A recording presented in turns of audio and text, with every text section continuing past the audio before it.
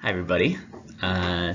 Welcome. This is the Intro to Political Science lesson that you'll be watching here. What I'd like to do is do the same thing I did at the beginning of sociology and anthropology and economics, which is spend a lesson kind of setting up the discipline from 10,000-foot view. And I've often used this paradigm of the what, the why, and the how. Right? For the what, what is the subject matter? What aspect of human society do they study? For the how do they try to study society? We've talked about methodology. Think of the ethnography, or field work in terms of anthropology, or think of the modeling, supply and demand modeling of economics. And then the why, right? And this refers to what are some assumptions about explanations for behavior. That is, when all of these disciplines try to explain human behavior and collective behavior, how do political scientists believe that people behave the way they do, right? I'm sorry, why do political science believe that people behave the way they do? Why are certain political outcomes, why did those certain outcomes come to pass? Those are some questions we'll deal with today. The first thing I want to do is start on the what. And in this regard, a central question clearly is, what is politics? That is, political science is the science of studying politics. So what is politics? What do you think? I know I can't hear you right now, but actually take a moment and think about it. Do any words come to mind? If you had to define politics? I hope you actually did think for a little. I understand if you were just waiting for me to talk, but I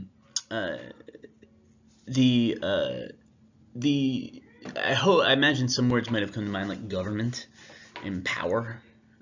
Those would be good answers. An answer I'm going to give here, which is not intended as like the be-all end-all, but is the process of making collective decisions for a community. Think about what we're going through right now. Right? We have a government in Illinois that is empowered to make these collective decisions about how everyone in that community lives their lives, right? They're closing down certain businesses. They're telling people about what they're allowed to do, and when they can go to work, and making decisions about whether schools are open and things like that. These are collective decisions for a community with the goal of the common good of the community. And that's ultimately what politics is about. They try to make these collective decisions for all members of a community. Now, we can also, to be clear, talk about things like office politics, and among other things, that refers to the process of making collective decisions for a given business, right? And so this collective decision making is central to politics. Now, of course, politics isn't just an abstract argument about who's right. Ultimately, it's a debate over policy. What policies, what rules should we be following about guns? Should it be mandatory to have a background check anytime you purchase a gun? What should be the punishments if you do not legally possess a gun, and yet you have some guns illegally? Should there be penalties on gun manufacturers when one of their guns is used for a tragic shooting? Right? We can have all of these debates, and thus, right, these issues lead to different parties within society to mobilize against one another as they each try to shape policy in the way that they think is best. So, look at me in a new location. So to summarize, what I've tried to lay out is politics at its core is about collective decision making, right? About groups of people trying to make decisions that will affect all of them.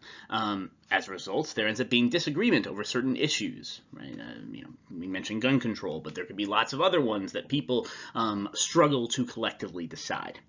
Now, the next big point that we're getting to is that it should not surprise you that political scientists are most interested in governments. Governments, the entity that both makes these collective decisions and then carries out and enforces these collective decisions. And political scientists are particularly interested in how governments are structured. How do they make decisions? What kind of decisions do they make? What are the impacts of those decisions? It would be an overgeneralization to say the only thing political scientists care about is governments, but that's a pretty big part of it. So I'm going to spend a little time talking about what a government is to kind of set this up. The first thing I want to set up It's useful to start our unit to talk about what a government does, right? What are some things that a government does? And you can pause if you wish and stop and think about it, like what comes to mind in terms of what a government does. Cool. So I have a big list that I'm going to go through. There's no need to kind of write down everything on this list, but hopefully this gives you a sense of what you think of, what would be useful to think about here. I imagine one of the things that might come to mind is governments make laws, right? They make rules that societies have to follow. They also, in turn, have to enforce those laws, so they need some mechanism for doing that. They need some mechanism for judging when laws have been broken and who is guilty, and thus we have courts, to adjudicate those disputes. Another thing, if we kind of shift to a different category, is they make stuff. They make roads and bridges and various things that are at least supposedly for the public good. They have to manage various public goods. That is, think about things like a sanitation system. Think about, a school system in a lot of modern societies, and the government runs that for the common good in a lot of cases. Another thing they do, and this relates to making laws, is they regulate economic activity. There are certain rules that govern what you're allowed to sell, what you're not allowed to sell, what practices you're allowed to use when you are buying and selling, when you are producing something, what rules you have to follow. Another thing that governments increasingly have done in the 20th century that we'll discuss more in the coming days is they protect the social welfare of citizens. That is, there's been a growing sense that a government is responsible for, say, taking care of someone who is too elderly to work. Right? That has not been true throughout history, but a lot of countries have come to that decision as a society. A final crucial thing that you might have thought of is military defense or offense, as the case may be. States have armies, and they use those armies to defend their interests or to advance their interests by spreading their power. And so, a lot of the decisions that are made have to do with how to achieve these basic goals of a government. I'm sure I've not gotten to the bottom of this, but hopefully this gives you a sense of some of the terrain we're on. This is what you might call a functional definition, what a government does, its function. I will now move on. Another way to think of government is what it's composed of. That is, what are the different pieces of the governing structure? Once again, right, you can pause, think about it. What are the different elements of a government? Sub-ear going through your head. Right. So what is a government composed of? Once again, I have a list. No need to write it all down, but to get our brains churning on this. It's made up in broad strokes of a bunch of different people who make decisions. Now, there are multiple decision makers in this process. For example, there are elected officials. Think of senators and various legislators who make the laws. Those are decisions. Additionally, presidents or governors, these executives, are also in charge in many cases of setting policy, though they also execute laws in various ways. I'll make a point, it doesn't have to be at the national level. Mayors do as well. Additionally, though, not everyone who's a decision maker in the government is actually elected. Think of cabinet secretaries, the secretary of the army, right? That is not voted on by the people en masse. That is determined by another official. Or think of heads of government organizations, like what's in the news, the CDC. Right? The CDC, no one votes on the head of the CDC. That is something determined by other elected members of the government, and yet they have important decision-making power in terms of policies. And I think we are well aware of that during the current crisis that we're in. It's important to note that judges can count as decision makers. That is, think of the Supreme Court that can determine the constitutionality of a law. I also want to make a distinction, and this is kind of an artificial one, though, between the people who make decisions and the people who carry out those decisions. So, for example, the military, right? Theoretically, the president is making big decisions for the military, right? And they might defer power to the generals, but certainly the ordinary soldier on the ground is supposed to be carrying out orders or carrying out a mission for protecting the national security. Think at the more local level of police and firemen, right? Their job is to, the government carries out a mandate, sets up a mandate of what the firemen and policemen are supposed to do, those police officers, and based on that, they they are supposed to carry out their duty. I'll put bureaucrats as a broad category. I mean, think of whenever you go to the DMV. All of you are theoretically old enough to have gone to the DMV. There are all those government workers there who are carrying out the work of the government. I'll add technical experts like an engineer who designs a bridge, or the last thing I'll just mention is someone like me. I'm a government employee. I work for the state of Illinois. I'm carrying out the work of the government, educating the youth. And so, anyway, my point here is we could also think about governments through this compositional definition, that governments are composed of a really elaborate array of people who both make and carry out decisions. And again, there's a lot of blurriness between this. As I was talking, I was like, well, military makes some decisions too. But certainly, hopefully that distinction is useful because both things need to happen. Decisions need to be made, and those decisions need to be carried out.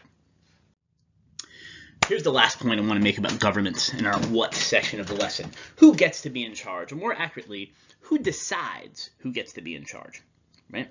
Because, you know, I've mentioned that there are people passing laws, there are presidents, but okay, how do we come up with these people in charge? The most common answer, and the one that I imagine you're thinking of, is that the people do, right? And a lot of the most powerful countries in the world today, it's a democracy. Right, that the people go and elect people. We could debate whether this should be called a republic, but whatever. You know, there's this idea that the people choose the leaders, and periodically they could choose different leaders, and things would change. However, that's what we live in, right? More or less. What other options are there? You can think about this a bit. Not all are democracies. How about go back to medieval Europe, and even to some extent today, you have monarchical regimes where political power is passed down through a family line, that there's a certain royal family, and they retain power. Sometimes these still remain as mere figureheads, but sometimes they have real power in certain states. Nevertheless, actually, the more common arrangement today is instead of having a king and queen, we have an autocratic regime. Similar to the monarchy, this isn't directly accountable to the people. An autocratic regime is where the government is in power because they say so and enforce it, right? An autocratic regime will just, if anyone tries to say you shouldn't be in power, they can crush that dissent. And if a government is powerful enough and maybe, keeps the people happy enough that they don't go into full-out rebellion, they stay in power even if there aren't elections. Now, the final point I want to make, and this is something that political scientists are, I think, particularly interested in right now, is they make this distinction between, well, let me put it this way. Which one of these is Russia? Okay. On the one hand, we don't think of Russia as a bastion of democracy, but they have elections. They have a bunch of legislators who make decisions on laws, and yet we don't think of it as democracy in the same way, and I think we have some right to. In this regard, one term that political scientists have started to use is a hybrid regime. The idea of a hybrid regime is that it has elements of both the autocratic and the democratic. Basically, in Russia, yeah, you can vote, but often you might only be able to vote for the dominant party. Or if there is an opposition party, some are not even allowed on the ballot, and some opposition parties are kind of handpicked by Putin's dominant party and allowed to be on the ballot. And there's a lot of ways that free, open dissent is not allowed in these societies. And so is that a democracy? Is that an autocracy? A lot of political scientists talk about this as a spectrum, right, between democracy and autocracy, with some places falling in between. Again, I'm trying to give a taste of the way political scientists think about government and some of the terms and tools they would use to do it. So we've just spent a bunch of time on the what, right? What do they study? They study how these decisions get collectively made. They study conflict over issues and the outcome of that conflict. And they talk about governments, right? How they're structured, what they do, how it's decided, who's in charge, what impact all these things have. And so that is my overarching introduction to the what. So the next thing on here is the how, and I made a decision not to really talk about the how. The reason for this is I don't know if there's value in going too deep into this. It's better to kind of learn as we go. But suffice to say, Political scientists use different methodologies. I think it tends to be on the more quantitative as opposed to qualitative side of the spectrum. There are lots of people who do tons of survey and data collection and advanced statistical analyses to try to answer questions about politics.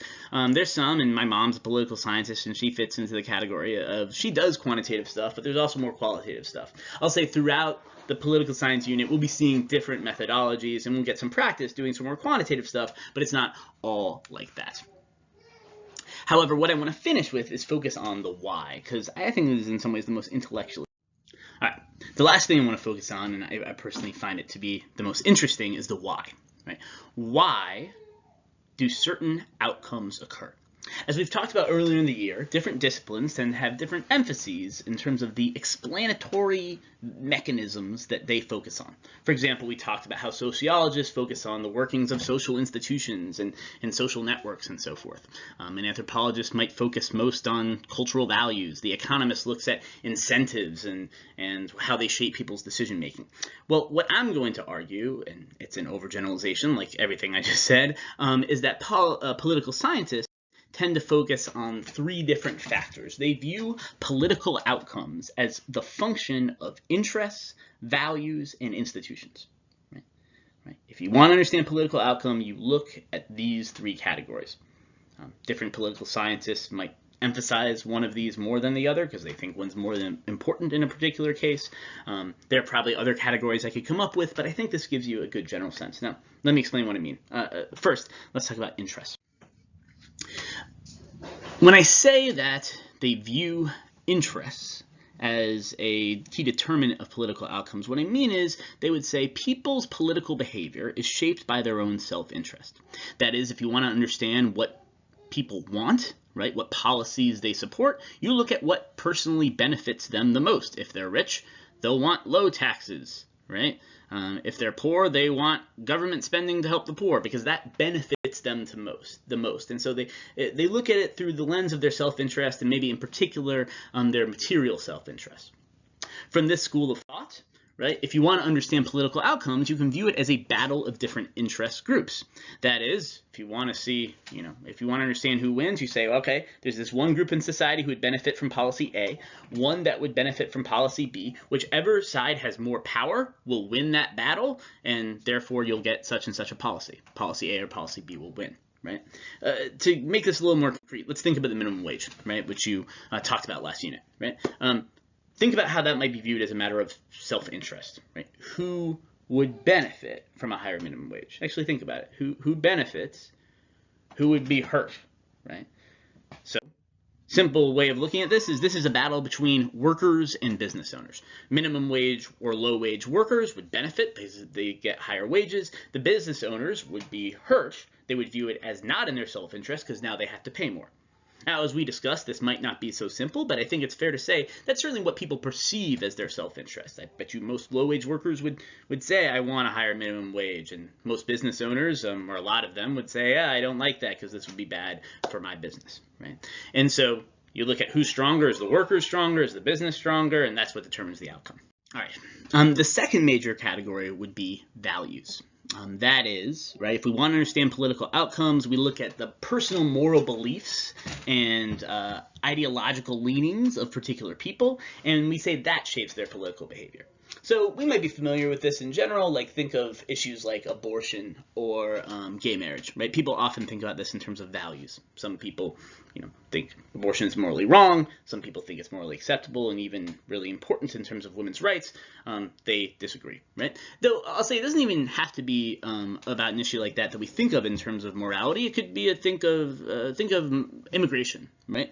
Different people have different moral beliefs about the composition of the country. Some people think that we should kind of stick to our existing cultural heritage, and therefore we don't want immigration for that reason. Other people who have a more pluralistic outlook, they have this belief that it would be good if there was diversity and things like that, might be more supportive of immigration. In other words, there are different moral beliefs and ideology in the battle of ideas. And thus, this school of thought would say whatever beliefs are the most popular will win, right? Political outcomes are going to be shaped by whichever beliefs have the most sway in the court of public opinion that will shape politicians to do what the people want. once again, let's think about this in terms of the minimum wage, right? There are some people who strongly believe in laissez-faire capitalism, right? Who believe that society functions best, we become the wealthiest, things are the fairest if the government doesn't get too involved in the marketplace, right? Those people will be predisposed to oppose minimum wages. That's an example of one of these problematic governmental interventions. There are people on the other side, though, who have a different value system, who believe that is a moral necessity for the government to intervene, particularly on behalf of the oppressed or the poor, right? And that's their value system, and they might view the minimum wage as a way of achieving that goal of government intervention to achieve justice. Okay? Whatever is more popular ends up winning in the battle of public opinion. Last one. All right, so here's the last one, institutions. And this might be the one that maybe ordinary people might be least likely to think about, but I think political scientists are most likely to think is really important. And what they would say is outcomes are not just the inevitable result of people's interests and people's values, that the structure of the political system in which decisions are made really matters. That the filter through which those values and interests go through really ends up shaping the outcomes in profound ways. So let me give you an obvious example of this. It really matters if something's a democracy or if it's an autocracy, right? Public opinion clearly matters more in a democracy. I would say it's not that it doesn't matter at all in an autocracy, but basically, if someone's looking to get reelected every X years, right, they're going to be more accountable to the popular will versus someone who rules through military force. And in this regard, we can think even within democracy, though, that it really matters how the democracy is structured for how decisions get made. For example, how powerful is the executive branch versus the legislative branch? That can vary from country to country. How many votes do you need to pass a law? As you might know, in the Senate, you effectively need 60 out of 100 senators now because of stuff with the filibuster. But that really matters because getting 60 votes on something is a lot harder than getting 51 votes in a two-party system. That really affects what decisions get made, right? You could have, a good example might be like gun control legislation, to go back to this, right? It can be hard to get that through, particularly if you need 60 votes instead of 51. Even if there is widespread public support for certain legislation, it might be hard to get it through if you need bipartisan agreement and both parties are dug in, something we'll talk about later on. And in this regard, I want to mention minimum wage again, because I think it's a good example, right? So we could do polls on who likes the minimum wage, who doesn't, and all those things. But really what shapes how minimum wage works is the functioning of our democratic system. For example, the fact that we are a federalist government. We'll talk about this more tomorrow, but the fact that it's not just all decisions are made at the national level, rather a bunch of different states can have different minimum wages. That's not true in all countries, that different states could pass different laws. It is in our system that really shapes political outcomes. Similarly, the fact that we're in a democracy gives incentive to certain politicians to support what is a very politically popular policy. Economists sometimes say, oh, we would prefer, you to do X or Y or Z to raise worker wages instead of the minimum wage. But the fact is the minimum wage is a really popular thing that has majority support in America. Maybe not all the way to 15, but certainly if you look at public opinion polls, people like increasing the minimum wage. That gives a lot of incentive for Democrats and even Republicans to support the policy. In other words, the structure of our institutions really does shape, right, what policies we end up having. Okay, so I've made this argument that there are kind of three sets of forces: interests, values, and institutions. They're going to end up shaping political outcomes. That would be, I guess, one framework a political scientist might use, that it comes down to the self-interest of different members of society, and I'll add the politicians themselves, that values can shape outcomes. That is, different value systems might be more or less popular, and that shapes what ends up being adopted. And then that the structure of the institutions, that if you actually look at the rules of the game in terms of how Congress works, or how decisions are made at a local versus national level, it can really shape the ultimate political outcomes. And here's what I want you to do to wrap this up. I'm going to want you to post something on the discussion board on Compass. So if you go into Compass, there's those links on the side, and one of them will say discussion board, and you'll create a post on the discussion thread that I created. And basically, your job is going to be to pick a political issue, right? I did this with minimum wage, but you pick a different issue. And then write how political outcomes could be understood as functions of interests, values, and institutions. So you can choose any issue you want. I gave you a couple of examples. Should we keep the Electoral College? How it might be viewed in the self-interest of some people to keep it, and in the self-interest of other people to get rid of it. How might that be viewed as a matter of values, that the value system supports keeping the Electoral College or ditching it? How might it be viewed as a functioning of institutions, and for that one, Electoral College is institutions? Oh, no. Actually, no, this is good, right? What is it about the nature of American society and about how American government works that might make it easy or hard to change the Electoral College system? And so the institutions might be the hardest thing because you might be less familiar with it. Certainly try to come up with something for interests and values. And if you get stuck on institutions, okay, certainly give it a shot. But basically what I want is that definitely by the end of the day, all 9 of you to have written, right, an issue, and then interests, values, institutions, and then we can go back to it tomorrow because I think that it will be useful and interesting to read what each other wrote. So again, right, think of an issue, come up with like a sentence or 2 each for interests that might shape the outcomes, values that might shape the outcomes, and institutions that might shape the outcomes. Post it on the discussion board. If you have any questions, email me and I'll be happy to help. Thank you for listening. Have a good day.